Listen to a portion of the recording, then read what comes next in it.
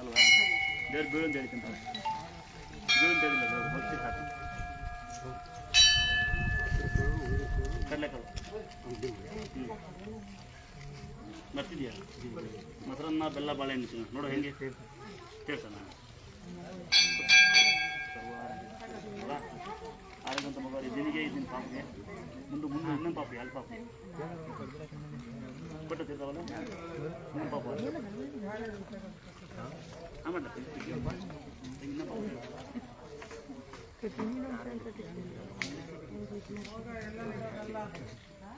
ಯಾಕ್ರೆ ಹಂಗೆ ನೋಡ್ತೀರಾ? ಸುತ್ತಾದೀವಲ್ಲ ಅಂತ ಹೌದು. ಏ ಪಾಪಜಿ ನೋಡ್ರಿ ತಲ್ಲ ಒಂದು ಸ್ಯಾರೀಸ್ ಮಾಡ್ತಾರೆ. ಸರಿ ತಗ ಸ್ಯಾರೀಸ್ ಸ್ಯಾರೀಸ್ ಕೊರೋಣ ಸ್ಯಾರೀಸ್ ಹೋಗಿ ಈ ಕಡೆ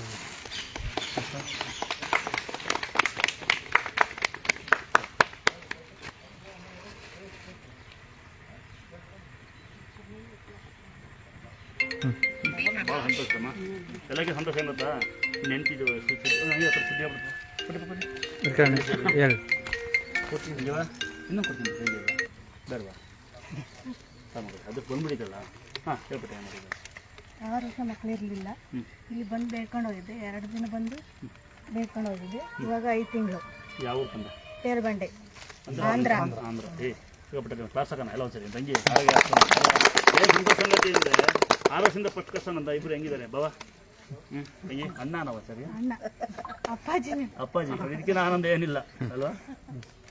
ಪಾಪ ನಿಧಾನ ಕೊಡಬೇಕು, ಮೆಲ್ಲ ಕೊಡಬೇಕು ಅಂತ ದೇವ್ರ ನಿಂಗೆ ಆಸರೆ ಕೊಡಲಿ. ವಾರಕ್ಕೊಮ್ಮೆ ಆಲೋನ ಮಾಡ್ಕೊಂಡ ಇನ್ನು ಡೆಲಿವರಿ ಮಾಡೋದು ತೆಗಿತಾರಲ್ಲ, ಇದನ್ನು ಅದನ್ನು ಬಿಚ್ಚಿಗೆ ಹೋಗಿ ಮನೆಗೆ ಏನು ಪರವಾಗಿಲ್ಲ, ಬಂದು ಹಾಕು ಆಯ್ತಾ? ಆಲೋನ ಮಾಡು, ದೇವ್ರ ಆಲೋನ ಮಾಡೋಕ್ಕಾಗಿಲ್ಲ ಅಂದರೆ ಅವಳು ಬಿಟ್ಟು ಊಟ ಮಾಡು.